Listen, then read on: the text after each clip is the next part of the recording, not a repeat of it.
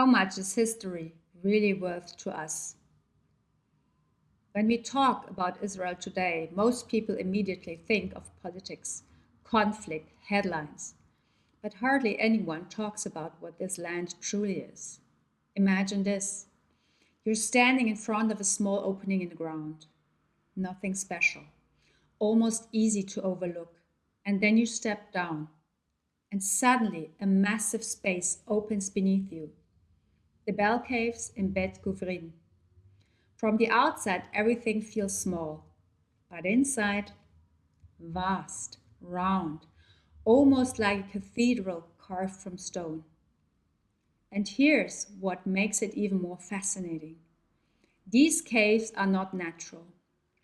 The upper layer is hard rock, so people carved only a small opening. And underneath, they expanded everything into the soft sandstone by hand, thousands of years ago. You are standing in a space completely created by human hands, long before machines ever existed. And then there are the other cave systems, very different. No vast open spaces, but a labyrinth of small chambers. Caves connected to each other, separated only by narrow passages. So tight that only a slim adult can squeeze through. Even for me, it was tight at times. You have to bend, twist, sometimes almost push yourself through. And in those moments, you realize you need to trust. And you can't be afraid of tight spaces. And beneath the surface, there are still stories waiting, places where you can actually become part of it. Dig Israel. You can dig yourself layer by layer, and suddenly you're holding something in your hands that is thousands of years old. Something someone touched a very, very long time ago. And then there's Yardenit, the Jordan River, the place where Jesus was baptized.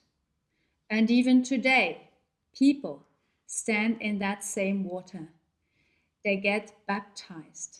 They connect to something greater than themselves. There's a stillness there, a depth that's hard to explain. And above all this, the sky. A sky that darkens because millions of migratory birds stop here year after year, as if nature itself is saying, this place matters. This is the crossing point. This land is not just a place on a map.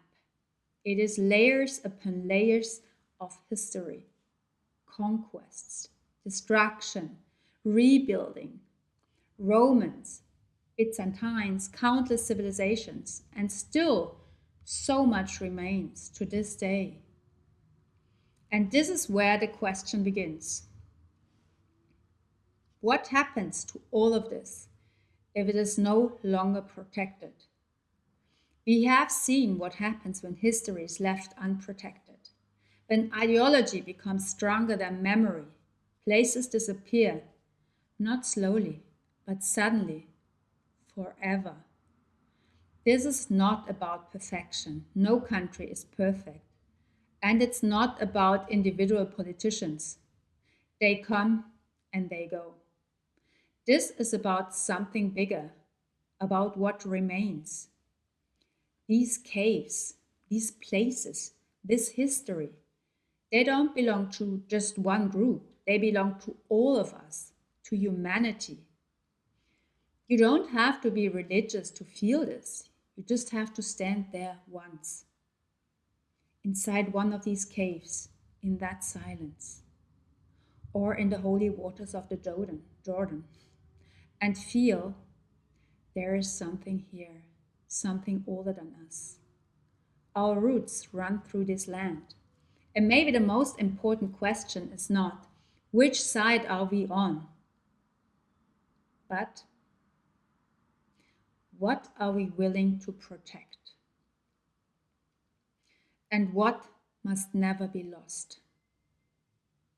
If this made you think, leave a like or share your thoughts in the comments. What do you believe must be preserved at all costs?